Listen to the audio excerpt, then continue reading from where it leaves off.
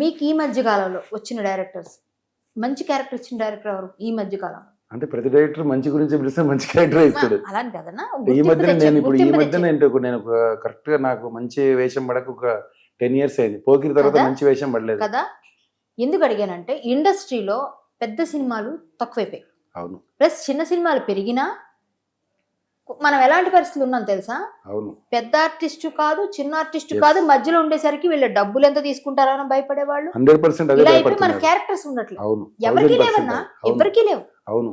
అంటే కొంతమంది ఒక 10 మంది 15 మంది మాత్రమే పెడతా ఉన్నారు. అట్లా మెయిన్ థింగ్ ఏంటంటే మనం అనుకునేది మన టైం అని. నేనైతే టైమే అనుకుంటా.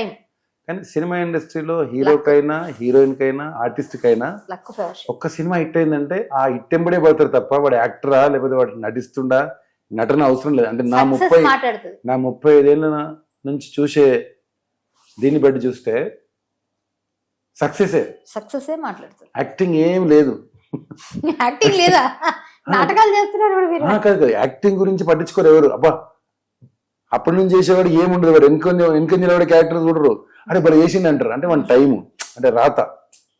అది నేను ఒప్పుకుంటా. టైము ప్లస్ ఆవగింజంత అదృష్టం. కొండంత బలం ఉన్నా మా కోటగారు బాబాయ్ గారు అంటారు, కొండంత బలం ఉన్నా ఆవగింజంత అదృష్టం ఉండాలరా అంటాడు. మీరు కోటగారు అన్నారు కాబట్టి చెప్తున్నా, కోటగారితో మీకు అనుబంధం ఎలా ఉంటుంది ఆయన గురించి? కోటగారు బాబాయ్ అంతే నాకు. ఆయన ఒక పెద్ద, ఇంకా ఆయన గురించి ఆయన మించిన నటుడు ఎవరి గురించి అడిగినా అంతే అంటున్నారు. ఆయన మించిన నటుడు ఉన్నారా? మరి లేరు. అంటే మీతో కలిసి జరిగిన ఫన్నీ ఇన్సిడెంట్స్ కావాలి. నేనేది ఎక్కువ మాట్లాడిద్దామని నేను ఎక్కువ మాట్లాడాల్సి వస్తుంది. ఎవరు ఫన్నీ అంటే ఏంటి? ఆయన మన సెట్స్ లో ఆయన ఉన్నది, ఆయన నిజాన్ని నిర్భయంగా మాట్లాడతాడు, ఎవరికి భయపడాడు. ఆయన ఎన్నోసార్లు చెప్పాడు, ఏమయ్యా తెలుగు నటుని పెట్టండి అయ్యా, తెలుగు నటుని పెట్టండి అయ్యా అని చెప్పి.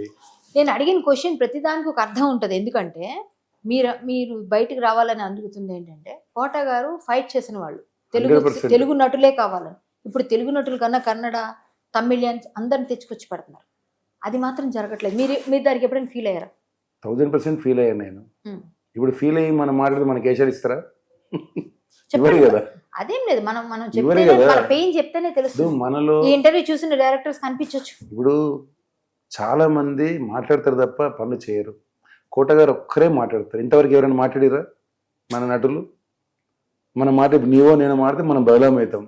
అమ్మ వీడు మాట్లాడే అని అంటారు, తొక్కేస్తారు. అవునా కదా? ఈ మాట కూడా మాట్లాడదు మనం. మనకేమి తొక్కేస్తారని చెప్పడం కాదు, కానీ ఎందుకులే వాళ్ళు బాగా పెద్దోళ్ళు వాళ్ళతో ఎందుకు అంటారు. అది విన్నాం, మనం చూసాం.